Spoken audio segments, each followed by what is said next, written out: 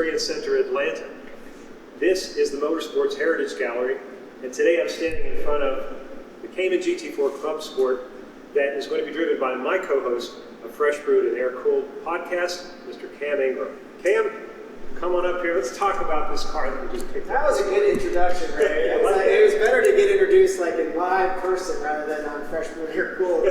Well, true. I mean, it's a little bit easier. We've been doing the podcast now. It's one of the great things for me that came out of the year 2020 was how do we stay in touch with all the folks that we love to stay in touch with? And since we couldn't go out to the shows and do it, boom, Fresh Brewed and Air-Cooled Saturday mornings. We've had a really good time doing it. Talking to some really interesting people, folks like Bobby Ray Hall and Brian Redmond and gosh, Peter Stevens, designers. Yeah, some pretty infamous Porsche legends and heroes. And it's been such a rewarding process, and to share it with our overall Porsche community has been really one of the highlights for 2020 for me. And of course, this kind of crazy storyline is why we're here today. It comes from that. I mean, I almost said Vic Elford there because, I've got him on my mind. We want to talk to people like Vic, But you're right. Those people are so inspiring. It inspires me to do what I do every day. We work with Porsche history and heritage. It takes us down that deep track. And that's what we try to share on the podcast. But that inspiration, though, has actually touched you in a very physical way. Yeah, and who would have guessed? I mean, this has been a surreal day. Morning, we went to the IFF warehouse.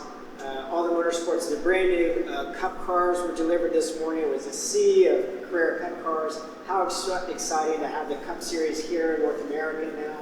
And then they had a whole cadre of GT4 Clubsports there. And of course, my car was waiting for us. And we have some Road Scholars colleagues here. And this has been an exciting morning. We were all kind of in motorsports nirvana in the warehouse this morning. It was a really fun experience. But who would have guessed from, July of last year, when we were talking on Fresh Brewed Air-Cooled, Pikes Peak, and Jeff Zwart racing the 935 my father's up the hill, and I announced to the world that I indeed had been bitten by the bug, and something I'd been wanting to do for a long time. That is very true and inspiring story, because I remember that. I remember we were talking on the podcast, and it came out then. It's like, I got this idea, and I think I'm going to do this. And it's like, no, you're not thinking you're going to do it now. You're doing it now, because you just made the announcement, right? Yeah, that's right.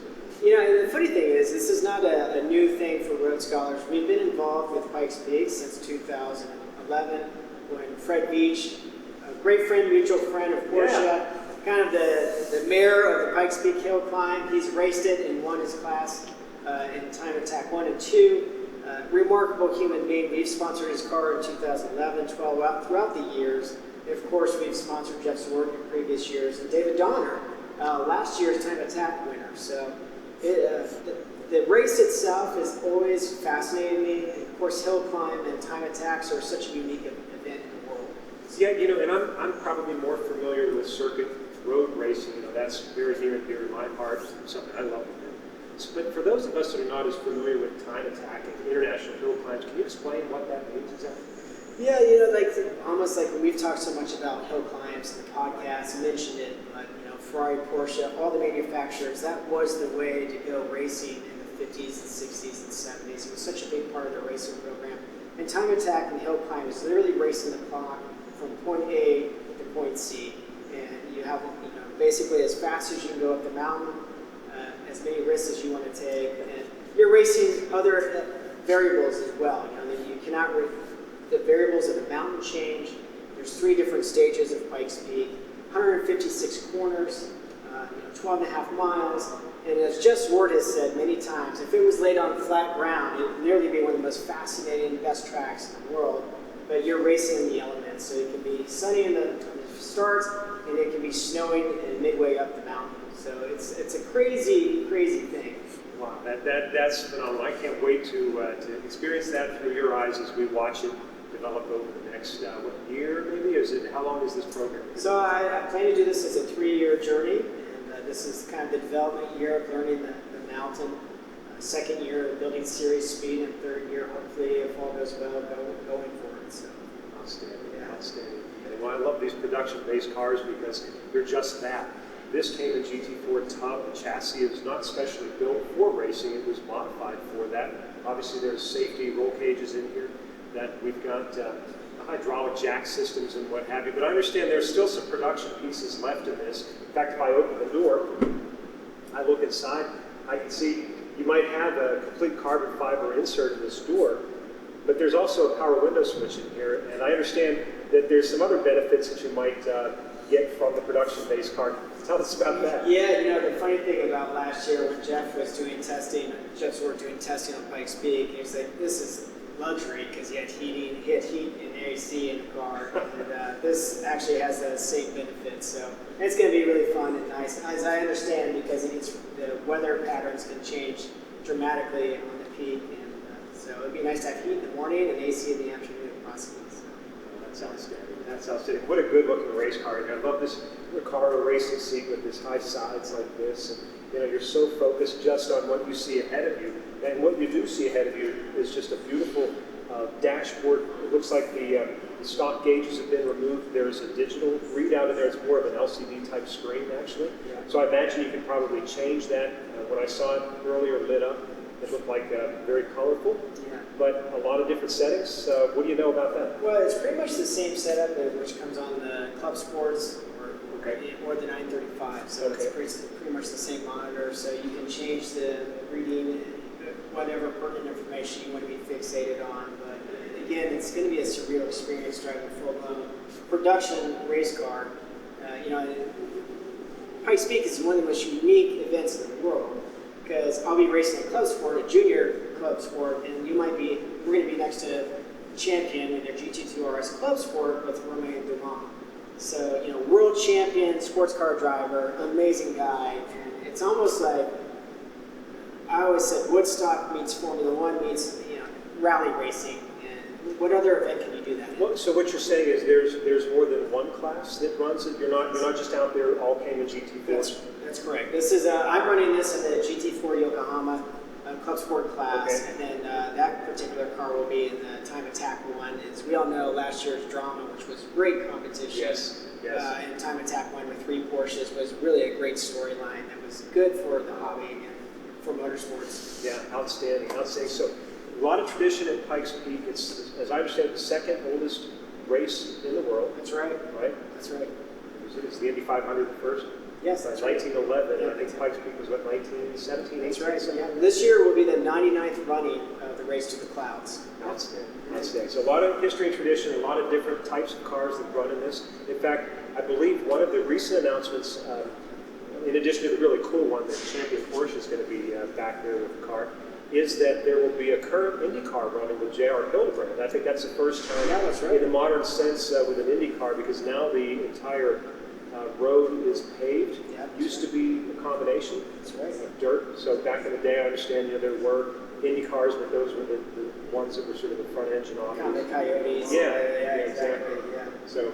Yeah, there's a rich history of Porsche racing at Pikes Peak, starting in 1958 with the 356, and then David Donner Sr., of course, racing an RSK, then later an RS61. So, and then throughout the years, many legends of motorsports, Rick Mears racing a car developed by Paul Newman with Porsche roots. So it's again, Porsche has had strong legacy at Pikes Peak as a competitor. No doubt, and you mentioned the RSK, RS60 mid-engine, just like this, a very lightweight car, of course.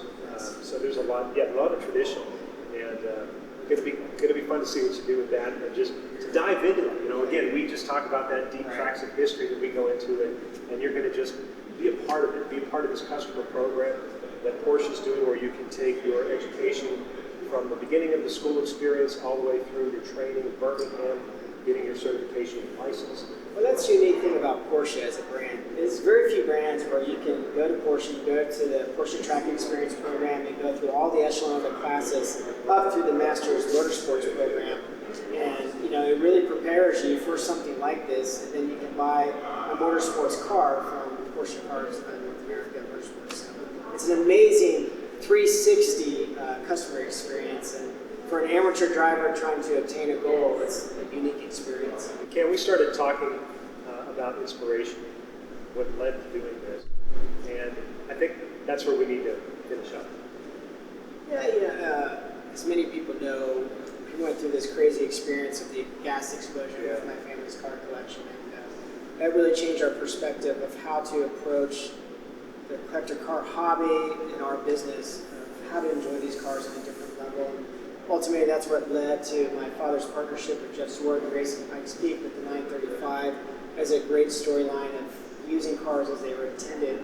And my long fascination with Pikes Peak, I finally decided, what am I waiting for?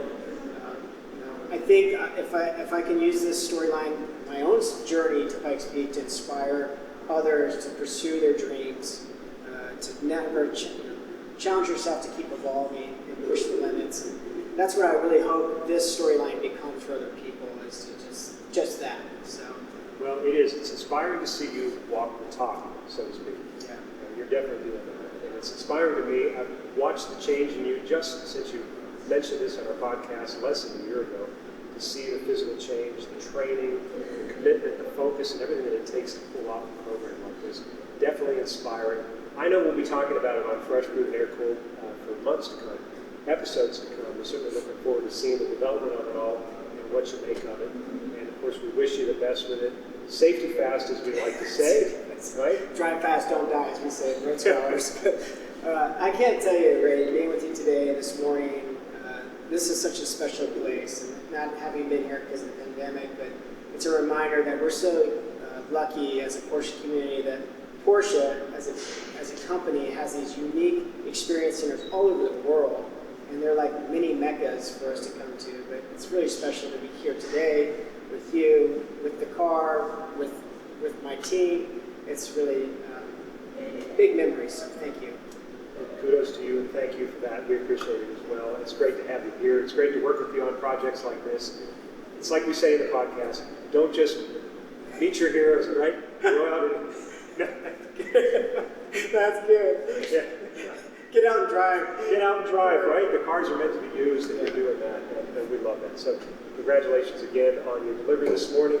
Enjoy this. We'll be watching and having a lot of fun, living vicariously through you. But then again, being inspired to go out and pursue whatever our dreams may be. Thanks, Ray.